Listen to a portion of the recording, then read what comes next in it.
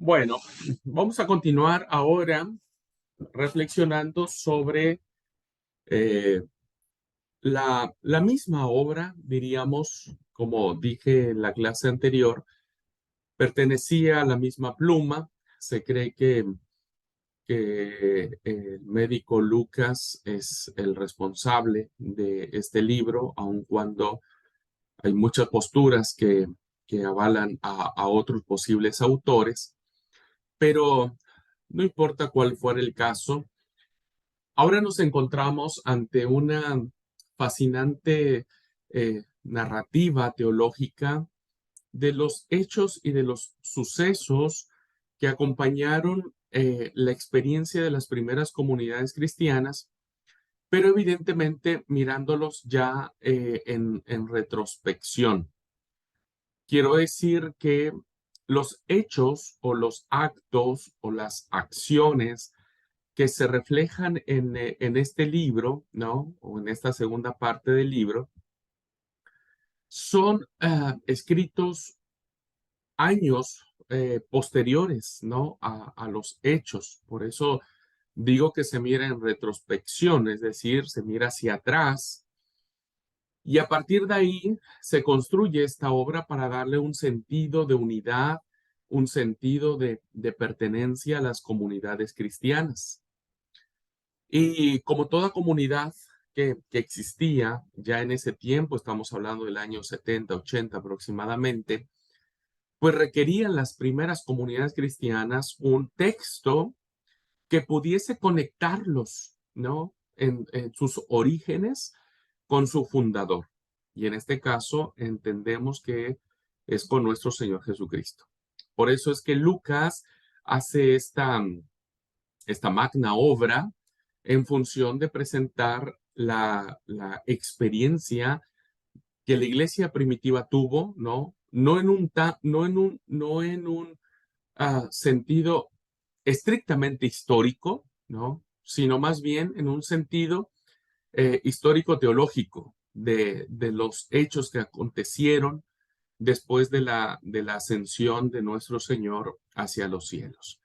La verdad que Hechos de los Apóstoles es una obra maravillosa, es una obra que encierra detalles profundos, enseñanzas ah, muy, muy espirituales. Tiene que ver mucho con el darle sentido a lo que inició este, el movimiento del reino, la instauración del reino por parte de Jesús. Y hechos, ¿no es cierto?, tiene que ver más con un sentido este, de cumplimiento, ¿no?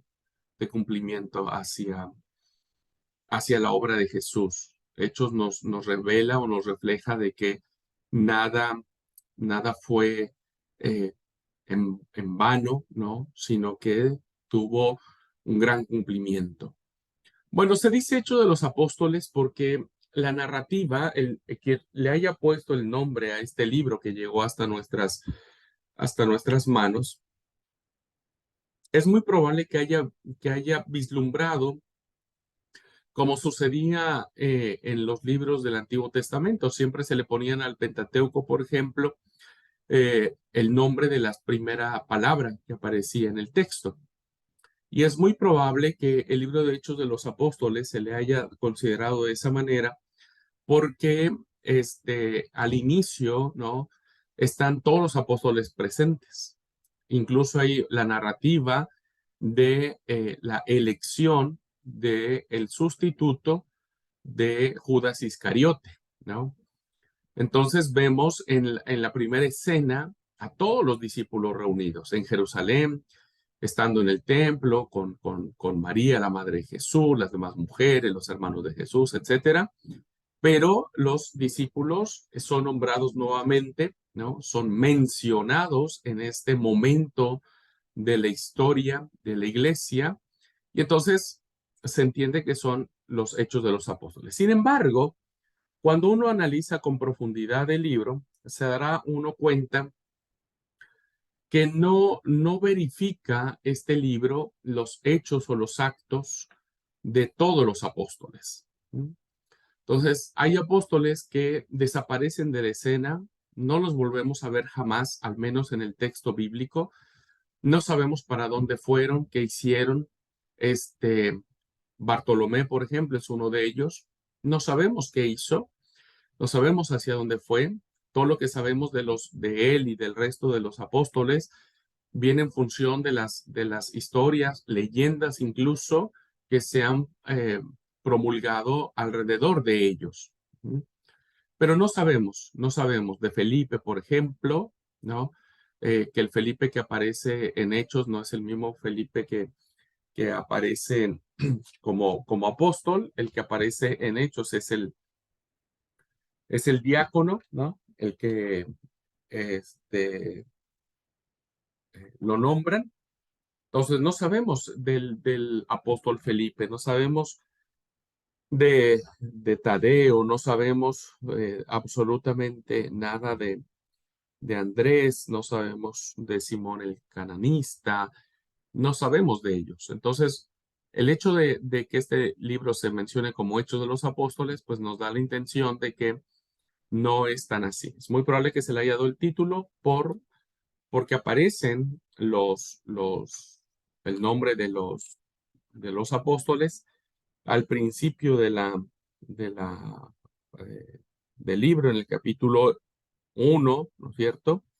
Y bueno, es así. Ahora, cuando uno avanza en la lectura de este libro, pues uno se da cuenta que inicia hablando de algunos apóstoles, principalmente de Pedro, eh, que es el que mayor renombre tiene en los primeros capítulos. Bueno, Pedro, Juan vienen en todo el texto. Capítulo 7 sigue estando Pedro, Juan como los discípulos con mayor fuerza. A partir del 8 se inserta lo que es Saulo de Tarso. Eh, bueno, tenemos eh, en el capítulo 9 tenemos a Saulo ya, ¿no? Y a partir del capítulo 10 Pedro aparece casi por última vez, ¿no? Hasta el capítulo 12. Y a partir del capítulo 13, ¿no? Empieza a iniciar toda la historia que tiene que ver con Pablo. Primeramente Bernabé y Pablo, y después Pablo y Bernabé, y después finalmente Pablo. Y toda la historia, el libro inicia con los discípulos apóstoles en pleno, pero el libro termina con un discípulo que ni siquiera conoció a Jesús. El libro termina eh, con Pablo, ¿no? Hablando de Pablo. Ahora, otro dato interesante sobre el título que se le da al libro es que realmente no estamos ante la presencia de los hechos de los apóstoles o las acciones de los apóstoles, sino más bien estamos ante la presencia de los hechos del Espíritu Santo o los actos del Espíritu Santo, las manifestaciones del Espíritu Santo.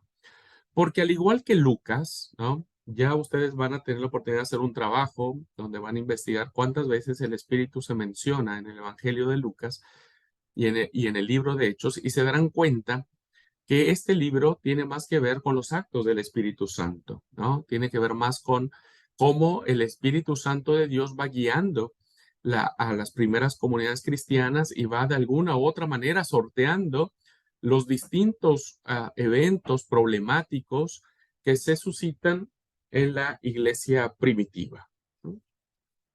Bueno, dicho lo anterior, decimos que Lucas compuso el libro de Hechos de los Apóstoles o también los Hechos del Espíritu, como le he manifestado, como la segunda parte de su obra. En principio, Evangelio y Hechos formaban un libro, pero los editores, es decir, quienes dieron el visto bueno para separarlo, en el canon lo dividen.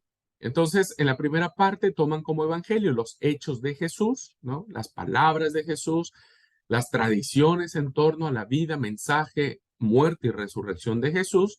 Y en el libro de Hechos aparecen los hechos del Espíritu de Jesús, porque en el Evangelio Jesús está en carne y hueso, ¿no? Pero en el libro de Hechos de los Apóstoles está solamente en espíritu. Y es el Espíritu quien va acompañando, es el Espíritu de Jesús quien se revela a Pablo, quien se presenta en visiones ante él, etcétera. Entonces, es interesante esta separación de entender cómo el Evangelio tiene que ver con los hechos de Jesús y el libro de Hechos tiene que ver con los hechos del Espíritu Santo eh, o el Espíritu de Jesús.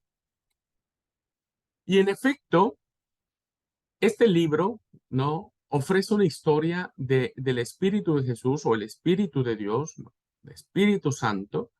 Ofrece una historia fascinante, atrapante, llena de poder, de autoridad, que va trazando un camino que lleva desde Jerusalén, es el primer polo donde están Pedro y los 12, junto con Santiago, la columna de la iglesia. Es decir, todo inicia en Jerusalén, el movimiento inicia en la ciudad santa, en el templo, ¿no? Donde todavía el templo existe, y es Jerusalén el punto de partida. Es Jerusalén, la tierra del Señor, donde va a descollar el, el, el perímetro del Evangelio.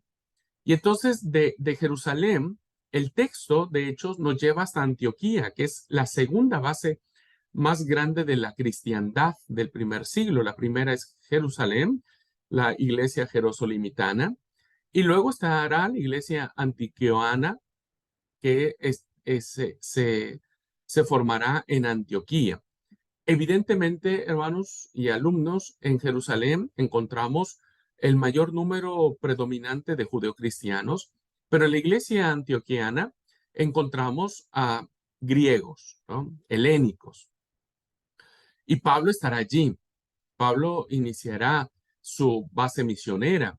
Será la iglesia de Antioquía quien lo sostendrá, lo animará y lo apoyará en sus primeros viajes misioneros. Después habrá una ruptura, Pablo se irá, pero Antioquía será un punto de partida muy interesante para la promulgación ahora del mundo gentil. Y de Antioquía, el libro de Hechos de los Apóstoles nos lleva hasta Roma, el punto. Roma representaba la base del imperio, representaba el símbolo de lo que en ese momento significaba la nación más poderosa. Y entonces, en el segundo polo, es en Roma donde Pablo termina siendo encerrado.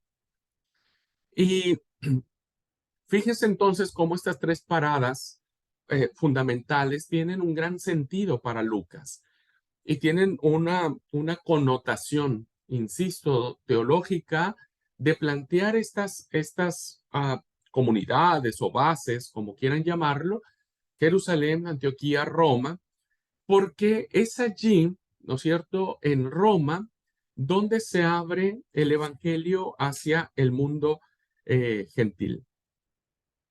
Si ustedes se dan cuenta, queridos hermanos y hermanas, y son muy cuidadosos y se los dejo para que lo reflexionen, el último versículo con el que termina el libro de Hechos de los Apóstoles es un libro que no se cierra, que no tiene, el libro no cierra con la muerte de Pablo. Si Hechos de los Apóstoles hubiese terminado con la muerte de Pablo y narrado la muerte de Pablo, pero no sabemos canónicamente cómo Pablo murió, lo sabemos por las fuentes extrabíblicas, ¿no? Pero canónicamente no sabemos cómo murió.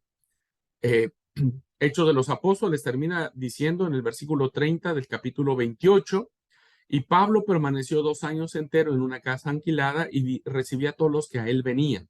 Pablo está con vida, Pablo sigue predicando. Esto es muy interesante, porque Hechos de los Apóstoles termina con el versículo 31 que dice, predicando el reino de Dios y enseñando acerca de Jesucristo abiertamente y sin impedimento. El libro no cierra, hermanos. El libro no tiene una conclusión. Ajá. El libro es un libro abierto hasta el día de hoy. La iglesia sigue escribiendo su historia. No terminó con Pablo. Ajá, no terminó con Pablo. Se narra la muerte de Santiago, por ejemplo, pero no de Pablo. Entonces, eso teológicamente nos habla de que el evangelio sigue abierto, de que no se ha cerrado y que es un evangelio que se ha movido a través de las distintas generaciones. Lucas intencionadamente termina de esa manera su texto, hablando sobre el evangelio, ¿no? El reino de Dios, el reino tiene que seguir instaurándose en la iglesia y enseñando acerca de Jesús el Cristo. Lo mismo que dijo Marcos, ¿no? Principio del evangelio de Jesús el Cristo, el Hijo de Dios. Este, como lo dijo Mateo, el libro de la genealogía de Jesús Cristo. Y lo mismo cierra Hechos de los Apóstoles, hablando del Señor Jesús el Cristo. Y dice abiertamente y sin impedimento. Esta palabra, hermanos y hermanas, nos coloca a nosotros en la intención de entender que el Evangelio no se cierre, que el obrar del Espíritu Santo sigue presente en la iglesia a través de los tiempos hasta que Cristo venga. Interesante este punto, se los dejo para que lo sigan reflexionando. Sigo leyendo. El polo judío, entre comillas, forma la raíz que se debe mantener, marca el origen y destino israelita de Jesús, es decir, todo el Evangelio de Lucas, el principio jerosolimitano de la iglesia que aparece hasta el capítulo 15. ¿Por qué, hermano? Porque nosotros debemos entender que los autores bíblicos eran judíos y reconocían a Israel como el pueblo de Dios. No había una confrontación o una idea de querer hacer, animadversión, esa es la palabra. No había ninguna animadversión por parte de los escritores sagrados en contra de los judíos, porque reconocían que Jesús era israelita, que era descendiente de judíos. Jesús fue judío hasta su último momento, ¿no? Y eso lo reconocemos de Lucas. Lucas sigue manteniendo el sabor jerosolimitano de Jesús. Hasta el punto 15, hasta el capítulo 15 de Hechos se sigue manteniendo, que es donde se sigue hablando de Pedro principalmente, ¿no? Que es el símbolo, diríamos, de este origen judío. El polo helénico romano ofrece el encuadre final y definitivo de la iglesia, que ha llegado a Roma, donde Pablo preso anuncia abiertamente el evangelio, donde con eso termina el capítulo 28 del libro de Hechos de los Apóstoles. Entonces, es un libro fascinante, ya lo estaremos desmenuzando con mucho mayor detenimiento, mirando cómo son sus partes. Ajá. Pero lo que quiero decir es que el libro de Hechos mantiene esta apertura universal del Evangelio hacia todos los que quieran creer en Jesucristo, judíos o gentiles, ¿no? Judíos o gentiles. Así está estructurado, solamente para que ustedes puedan darse una idea. Sigue habiendo un prólogo, ¿no? Hasta el versículo 11 del libro de Hechos. Luego vemos el sabor jerosolimitano, principalmente en Pedro y la iglesia en Jerusalén. A pesar de que al principio hubo varios movimientos cristianos, Hechos supone que la iglesia nació unida en Jerusalén en torno a Pedro y a los 12 en tres momentos. La primera comunidad, Pedro y Juan, y la misión de los 12. Hay un fuerte sabor aquí del autor bíblico para entender a Jerusalén como el centro, ¿no? Como el punto de partida. Luego vendrá la historia pagana o gentil del capítulo 6 al 12, donde entrarán los helenistas que saltarán de Jerusalén, como dijimos, a Antioquía. Antioquía es la iglesia, es la tercera ciudad más importante del imperio y ahora se convierte como el centro más importante de la cristiandad. Esto aparece más o menos en el 33 al 36 después de Cristo. Surge en Jerusalén la primera disensión entre hebreos y helenistas, unos de lengua semitas, otros de lengua griega, por el tema de las viudas que no se atendían, se relegaban a las viudas griegas.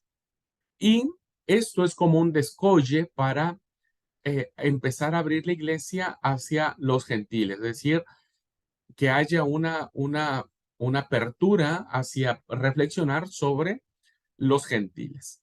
Y bueno, tenemos las historias helenísticas y tienen que ver con Esteban, la misión de Samaria, que es muy importante, el diácono Felipe va para allá, la conversión de Pablo, ¿no? El primer judío de la diáspora.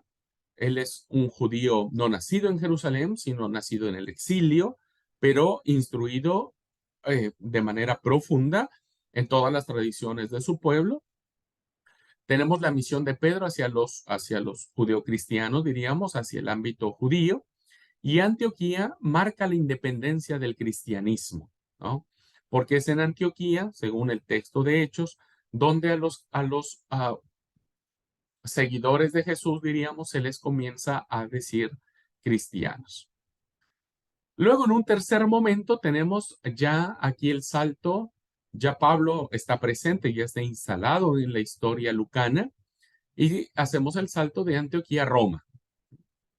Ahora a Roma, que es, insisto, el símbolo del imperio, donde todo el imperio será absorbido por el evangelio. Desde ahora el protagonista de la misión es Pablo, lleva la iglesia hasta Roma, la hace universal. Lucas simplifica los datos, es decir, él no tiene intención de ir narrando día por día, minuto por minuto, bajo ninguna circunstancia. Lucas solamente elige las narraciones que se le hacen interesantes y las adecúa al propósito que él plantea. Omite muchos elementos, pero su visión tiene un hondo sentido teológico. Así es que, aunque el libro de Hechos es un libro muy lindo en su lectura, no debemos menospreciarlo, ¿no? Pensando que es una linda historia. No, tiene un hondo sentido teológico. Bueno, en esta tercera etapa tenemos la primera misión, el primer viaje misionero. Pablo y Bernabé van por Chipre, Asia Menor. Está una disputa y se arma el concilio en Jerusalén. Santiago, que es de la línea jerusalimitana, ¿no? Santiago, que es líder de la iglesia en Jerusalén, y Pedro aceptan la misión de Pablo para que vaya a los paganos sin la necesidad de cumplir principalmente la circuncisión. Principalmente, ¿no? Se fundan las dos misiones de Pablo por Asia Menor y Grecia. Se fundan las iglesias del oriente del imperio principalmente por los viajes misioneros. Perdón. Este, sube a Jerusalén para llevar una colecta a la iglesia madre, es decir, a Jerusalén, porque hay una gran hambre que se desata, ¿no? Y Pablo se encarga de juntar una ofrenda en todas las iglesias. No sabemos si Pablo terminó finalmente entregándola o no, la ofrenda. Pensaríamos que sí, pero no hay indicios de eso. Bueno, y ahí en ese momento ocurre el prendimiento de Pablo y se lo trasladan a la prisión de Cesarea.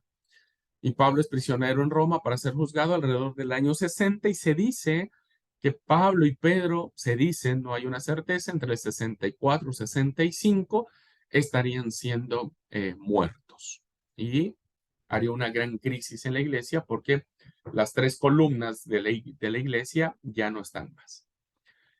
Y bueno, en el epílogo, ¿no? Del capítulo 28, alrededor del año 60, encontramos, como dije, a Pablo en prisión anunciando abiertamente el Evangelio en la capital del imperio.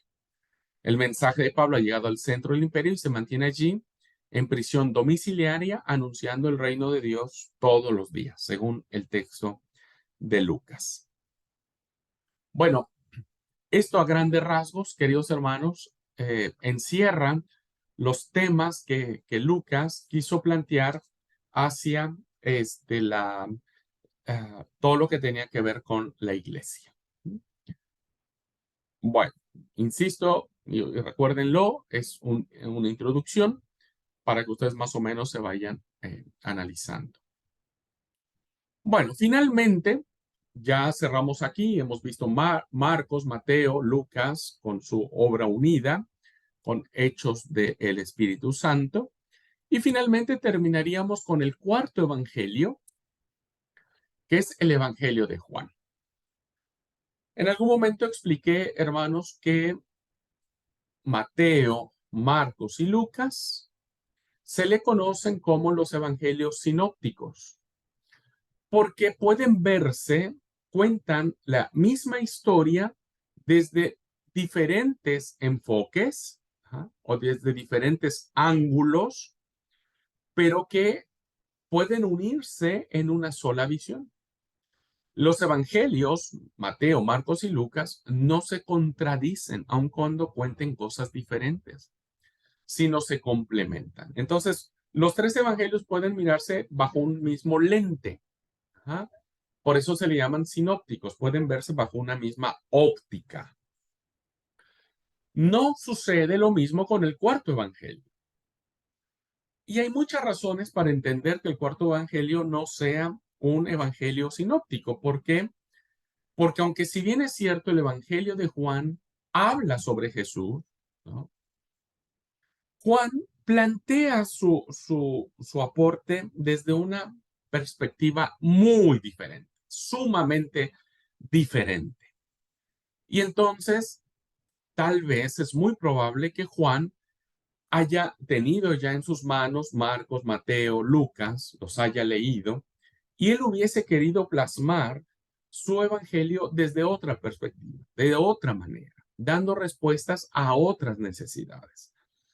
Porque estamos ya aquí en la década del 90, finales del primer siglo, cuando se escribe el Evangelio de Juan. Es decir, desde la muerte del Señor hasta que se escribe más o menos el Evangelio de Juan, más o menos tenemos 70 años, más o menos, 70 años. Imagínense la distancia de tiempo que existe entre los hechos que va a narrar el Evangelio de Juan y en el momento en el que se escribe. Entonces, el Evangelio de Juan se escribe de una manera diferente porque plantea cosas diferentes y lo va a hacer de manera diferente. Mateo va a tener una visión más judeocristiana, diríamos, y presentará la Torá cristiana en 5 grandes sermones de Jesús. Juan no, Juan presentará su evangelio a través de signos o señales o milagros. Y el evangelio tiene 7 signos. Juan armará su propuesta de Jesús con base en 7 signos, o 7 milagros. Y a partir de esos milagros, él irá construyendo su propia historia para establecer la plena deidad de Jesús, pero también la plena humanidad de Jesús, que para esas fechas, que para ese tiempo, pues ya era re complicado porque ya se habían empezado a infiltrar las ideas gnósticas y eso generaba evidentemente un conflicto para, para la iglesia cristiana. En su forma actual, como lo tenemos hoy en día, el cuarto evangelio es un texto muy elaborado y teológico, muy elaborado. Se aparta muchísimo de Marcos, de Lucas, de Mateo, y hay una gran profundidad teológica, por eso se dice que el Evangelio de Juan es más difícil de entender por los simbolismos y por lo difícil a veces que es el vocabulario que él maneja y las oraciones que él eh, crea, ¿no? Y entonces, ¿qué es lo que vemos en este Evangelio? Vemos un Evangelio teológico que va a presentar a Jesús como el yo divino, el lobo de Dios. No es de extrañarse entonces que Juan iniciará su evangelio en el capítulo 1, versículo 1, hablando sobre lobos. A él no le interesará la infancia de Jesús, no le interesarán los pastores que escucharon el canto de los ángeles, etcétera. Él tiene otro propósito, tiene otra intención y es demostrar el logo divino, la palabra divina, que esa palabra va a revelar y va a actuar en el mundo. Ya tendremos también una cursada sobre teología juanina y vamos a encontrar la importancia que tiene para tan solo, fíjense, tan solo para el primer capítulo de Juan, los dos elementos que se contraponen. Encontraremos luz y tinieblas en la primera en la primera parte del libro, los primeros versículos. Habrá oscuridad y habrá luz. Este texto tiene mucho sabor creacional, en donde el Génesis nos dice que todo estaba en tinieblas y lo primero que creó Dios fue la luz, pero no la luz solar, porque el sol se crea hasta el cuarto día. Aquí hablamos de otra luz, ¿no? Una luz que resplandece. Y esa misma luz creacional que aparece en el Génesis, Juan lo toma en ese sentido teológico. Y entonces dirá que la luz será Cristo. ¿Ah? Esa luz creacional, ¿no es cierto?, que le dio sentido y origen a todo, se llamará el Logos, la palabra. En su fondo, en el Evangelio de Juan, hoy vamos a ver solo muy poquitito, hermanos, no vamos a entrar a más profundidad, no, vamos a quedarnos ahí, vamos a dejar picando algunas cosas, ¿no? Que tienen que ver con estas teologías. Este, en su fondo parece conservar tradiciones antiguas que pueden ser históricamente fiables, claro, porque tampoco es que Juan va a inventar ah, situaciones inverosímiles. No, eso no hace ningún evangelista. Seguramente las situaciones que Juan plantea fueron realizadas 70 años atrás. Sin embargo, ¿no? Sin embargo, utiliza solo algunos de las situaciones que el Señor Jesús vivió, las utiliza para su uh, evangelio, ¿no? Bueno, junto a ellas, a estas tradiciones antiguas, el autor muestra en su escrito una sabiduría propia, que eso es muy interesante del autor que plantea, ¿no? Este, en línea con la tradición de Pedro para ser admitido en la gran iglesia. El texto el texto juanino tendría que ir básicamente en una línea petrina. Y por eso es que en el último capítulo que se añade al Evangelio de Juan, tiene que ver con las historias de Pedro. El capítulo 21 tiene que ver con Pedro. Y se dan cuenta, todo tiene que ver con él. Entonces, este hecho, esta conexión hacia Pedro, hacia la línea de Pedro, que insisto, cuando Juan se escribe, Pedro ya murió hace algunos años atrás, tal vez 20, 30 años atrás. Pedro ya no está, pero sigue habiendo una fuerte influencia petrina, porque Pedro es la conexión con la iglesia jerosolimitana, donde nace todo, ¿no?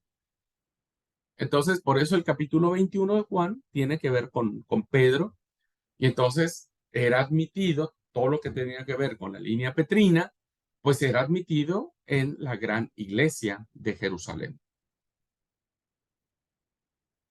Las tradiciones que encontramos en el libro son las siguientes. La relación de Jesús con Juan el Bautista, y aquí se miran como colaboradores. Incluso se mira a Jesús como discípulo de Juan el Bautista. Tradiciones de Jerusalén y Judea, principalmente, más destacadas que en los sinópticos, con insistencia en las fiestas judías. Por Juan encontramos 3 Pascuas, hermanos. Por Juan, no por los sinópticos. Recuerden ustedes, apréndanse esto. Cada vez que yo les diga evangelios sinópticos, inmediatamente tienen que relacionarlos con Mateo, Marcos y Lucas. ¿Ah? Los evangelios sinópticos plantearon la mayor parte de la vida de Jesús en Galilea y muy poco en Jerusalén. En el evangelio de Juan se revierte esto. Más encontramos a Jesús en Jerusalén, en Judea, ¿no? Y tiene que ver mucho con las fiestas judías. La fiesta de los tabernáculos, ¿no? Las Pascuas. Entonces, Juan va a plantear una relación entre las fiestas judías, entre las tradiciones ancestrales, diríamos, contrastándolas con los movimientos gnósticos o con las ideas gnósticas. ¿Qué otra tradición encontramos en el Evangelio? Los 7 signos. ¿no? Es lo que les había dicho, o los 7 milagros, o las 7 señales, como quieran llamarlo, depende del autor que ustedes consulten.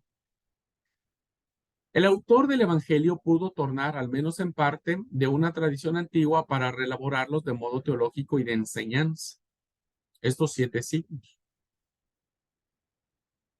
El primero tiene que ver con las bodas de Canaán, o la boda de Canaán. El segundo es el hijo del oficial del rey. El tercero es el paralítico de Betesda. El cuarto es la multiplicación de los panes. El quinto es caminar sobre las aguas. El sexto es el ciego de Siloé. El séptimo, la resurrección de Lázaro. Y en un contexto pascual se sitúa el octavo milagro, ¿no? Ya sacándolo de, eh, del tiempo en que Jesús vive, sino ya es después de la resurrección, diríamos que encontramos la pesca milagrosa. Todos estos signos tienen un significado especial en la teología juanina, ¿no? Ya cuando veamos este evangelio, vamos a tomar un ejemplo y vamos a ver cómo este es un relato teológico y los símbolos que implica, ¿no? Por ejemplo, en el relato, solo por mencionar el relato, este, el primer relato que tenemos, las bodas de Caná, ¿no es cierto? Nos dice que había 6 tinajas de piedra para el agua, 6 tinajas. Y este es un número simbólico, porque el 6 significa la imperfección, lo no completo. Y entonces, ¿qué pasa en este relato? Que Jesús les dice, llenad esas tinajas de agua, las llenan hasta arriba y prueban después de eso, ¿no? Que el agua se ha convertido en vino, porque Él es el vino nuevo, Él es la séptima tinaja. Jesús representa la plenitud, el ser perfecto. Solo entonces por mencionarles algo que tiene que ver con esta historia. Muchos de nosotros lo vemos como, como una narración de una boda, ¿viste? Donde hubo, sí, seguramente fue una boda. Seguramente Jesús no fue solo una, seguramente fue un montón de bodas. Pero Juan elige una de ellas y la transforma en un relato teológico. Bien. Tenemos otra tradición interesante que se separa, ¿no? de los sinópticos y es el relato del juicio y la muerte de Jesús. Se acerca muy al de Marcos, pero de forma que parece suponer una tradición antigua común, es decir, parece ser que Juan, ¿no? Que conoce a Marcos, también tenía conocimiento de alguna otra tradición que venía arrastrándose, tal vez oralmente, sobre el relato del juicio y la muerte de Jesús, que hay ciertas diferencias en el relato. Por ejemplo, tenemos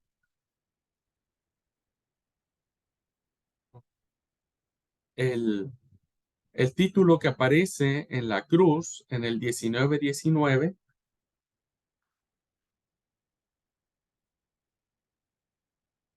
Jesús Nazareno, Rey de los Judíos. Eso aparece en Juan.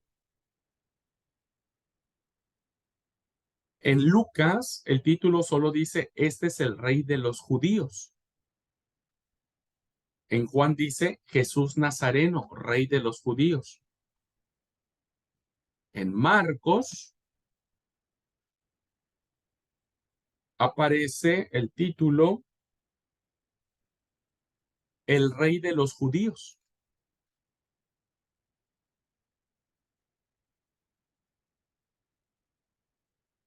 Lucas dice, este es el Rey de los Judíos. Marcos dice, el Rey de los Judíos. Y Mateo Si se dan cuenta, vamos a ver qué dice Mateo. Mateo dice, este es Jesús, el rey de los judíos. La novedad que inserta Juan es Jesús Nazareno.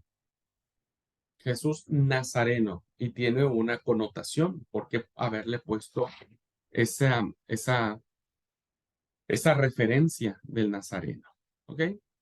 Pero entonces, solo para que sepan, que en muchas situaciones que aparecen en el Evangelio de Juan se separa de los sinópticos y por eso tienen que verse de manera diferente. La estructura del Evangelio según San Juan es compleja, muy compleja y puede responder a varios principios, de los cuales parecen fundamentales dos, de cómo se estructuró este libro. Primero, la organización según el orden de una semana. Ahorita lo vamos a ver. Parece ser que el Evangelio se ha escrito para mencionar, estructurarlo todo como si fuese una semana, siendo el 6 imperfecto, siendo el 7 plenitud. 6 días el hombre fue creado y el séptimo día encontramos el descanso. Y la otra estructura que parece ser que se encuentra en el Evangelio de Juan tiene que ver con la disposición del Evangelio en dos partes, en dos momentos. Muchos le llaman en dos libros el Evangelio de Juan también. Vamos a ver. Primero, la propuesta que se da en la estructura del Evangelio de Juan de una semana es la siguiente. Muchos textos, como la Biblia de Jerusalén, una Biblia católica, suponen que el cuarto Evangelio siga una estructura septenaria de 7 semanas o 7 días, depende como quiera vérsele. Entonces tenemos los relatos de la siguiente manera.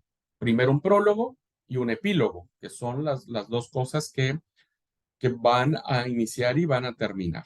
El prólogo de Juan 1, del 1 al 18, y el epílogo que aparece en el relato del capítulo 21. De ahí, si se dan cuenta, fíjense cómo esta estructura literaria que se le ha atribuido al Evangelio de Juan tiene que ver con el primer día o la primera semana, con el bautismo y el vino mesiánico de Jesús en Caná de Galilea. En Caná de Galilea. Primer día o semana, como quiera vérselo. Segundo, tiene que ver con la primera Pascua, que es con el nuevo templo y el culto. El tercero tiene que ver con la segunda Pascua, la curación del paralítico y el pan de vida. La tercera tiene que ver con, la cuarta, perdón, con la fiesta de los tabernáculos, Jesús, la luz del mundo. El quinto día tiene que ver con la fiesta de la dedicación del templo, Jesús, el buen pastor que da la vida. La sexta tiene que ver con la tercera Pascua, con la pasión y muerte de Jesús. Y la séptima señal o signo tiene que ver con la resurrección. Entonces, vean ustedes cómo en torno a todo lo secundario, diríamos, de estas narraciones, van a ir siempre en relación a estos puntos torales, a estos puntos principales, ¿no? Y bueno, esta es una propuesta de estructura. Ya lo estaremos analizando con mayor detenimiento, ya lo estaremos analizando en una cursada aparte. Solamente para que vean lo complejo que esto puede ser, el Evangelio de Juan.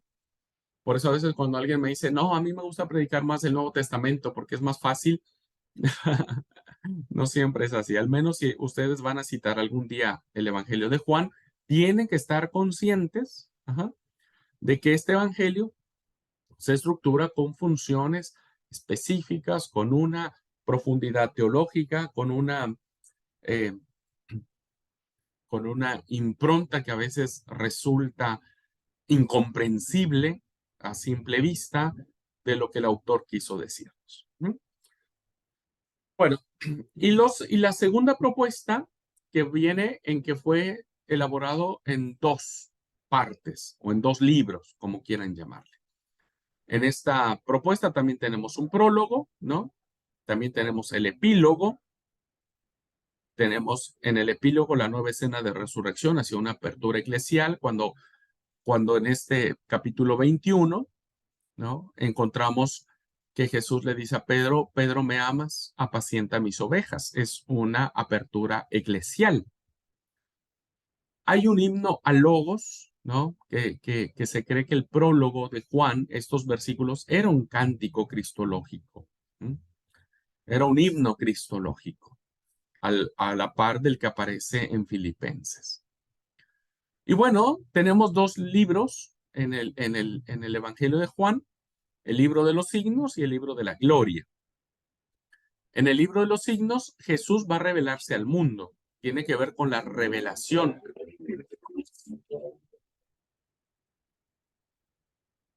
Tienen que ver cómo Jesús se va a revelar al mundo. Y lo va a hacer a través de estos temas. En el principio estará Jesús y Juan el Bautista.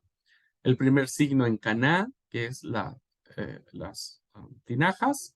La purificación del templo. El diálogo con Nicodemo, el testimonio del Bautista, Samaria, con el relato de la samaritana, el segundo signo, que es en Caná, el sábado y el paralítico. El sábado va a ser fundamental en la teología juanina, la Pascua, el pan de vida, la fiesta de los tabernáculos, agua y luz, la fiesta de la dedicación del templo, hijos de Dios. Esta fiesta de dedicación tiene que ver mucho con el periodo de los macabeos, que ya lo vamos a ver también, la resurrección de Lázaro y la unción a los pies de Jesús, la entrada solemne y el diálogo que tiene con los griegos.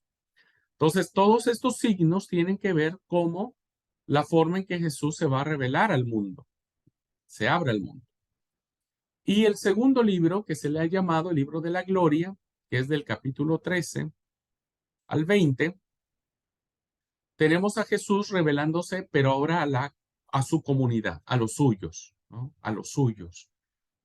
Y aquí tenemos la cena, el testamento de Jesús, la oración universal, esas larguísimas oraciones que Jesús hace. Hay larguísimos diálogos en Juan, ¿no? A diferencia de los sinópticos, aquí en Juan hay largos discursos de Jesús, largas oraciones de Jesús. Tenemos los relatos de la pasión y muerte y tenemos el relato de la resurrección. Ya en estos relatos Jesús se entrega por los suyos, ¿no? Se entrega por los suyos y de esa manera también uno puede acercarse o puede tener el entendimiento de lo que significa el mensaje de Jesús. Bueno, hermanos, no voy a complicar mucho más la clase en el tema de Juan. Para mí es muy interesante que ustedes puedan tener un panorama general, un vistazo, un pantallazo, diríamos, de lo que representan los primeros libros, 5 primeros libros de la Biblia, del Nuevo Testamento, claro. Y cómo estos libros, ¿no? Influyen profundamente en nuestra concepción de lo que sucedía alrededor de ellos. Y cómo estos evangelios responden a ciertas necesidades, a ciertas circunstancias. Y esto, ¿no? Hace que nosotros siempre leamos, por favor, leamos, investiguemos, profundicemos, ¿no? Si nosotros vamos a hablar a la iglesia, vamos a predicar sobre el Evangelio de Juan, tampoco significa que los vamos a meter en un conflicto denso, de decir, oh, hermanos, a ver si me entienden. No, es nuestro trabajo tratar de interpretarlo, simplificarlo, pero sin que pierda su profundidad teológica. No debemos ser simplistas, porque el autor sagrado tuvo mucho esfuerzo por armar este libro y plasmarlo, sin duda por la guianza del Espíritu Santo, pero en su humanidad, armarlo de tal manera que tuviera una coherencia en su propósito. ¿Ok? Así es que deseo de verdad, de todo corazón, que cada uno de nosotros, al estar profundizando al texto, no nos querramos salir. No digamos qué complicado, no pensé que era tan difícil. No lo hagamos. Todo lo contrario, motivémonos y adentrémonos mucho más. Así que en la próxima clase, si tienen alguna duda de los temas que hemos visto, vamos a tomar un tiempo. Escríbanlos o charlenlos. Recuerden siempre les he dicho, el que pregunta aprende 2 veces. Ajá. Y creo que eso es fundamental. Y me parece que nos va a ayudar a este acercamiento cada día más vital y más importante sobre el texto sagrado. Bueno, hay mucho más que decir, pero estamos limitados a que nuestra materia es solo una introducción, es solo una probadita. Ya Dios nos dará la oportunidad de ir hablando mucho más y penetrando en estos misterios, en estos conocimientos maravillosos de, de la sabiduría de Dios. Y bueno, pienso que en todo el Señor obrará y nos bendecirá y amaremos su palabra. Y cada día que la prediquemos o que compartamos un texto, sepamos la profundidad, el significado, la importancia, hasta donde nuestra capacidad nos dé, evidentemente, ¿no? Pero con la mayor honestidad y con la mayor certeza de que en todo esto Dios obra, nos bendice, que es su bendita palabra, que, que ha permanecido y permanecerá para siempre y traerá salvación para quienes buscan en ella el consejo de Dios y la salvación en Cristo Jesús. ¿Ok? Bueno, listo, queridos alumnos. Deseo que Dios los bendiga. Nos vemos Dios mediante el próximo lunes para empezar a mirar el cuerpo paulino. Vamos a entrar en una introducción muy general también sobre las epístolas paulinas. Ajá. Eh, yo les pido, por favor, que vayan ustedes leyendo algunos pasajes selectos que ustedes quieran de estos 4 evangelios y de Hechos de los Apóstoles. Lean una historia, ¿no? Para que más o menos se vayan familiarizando.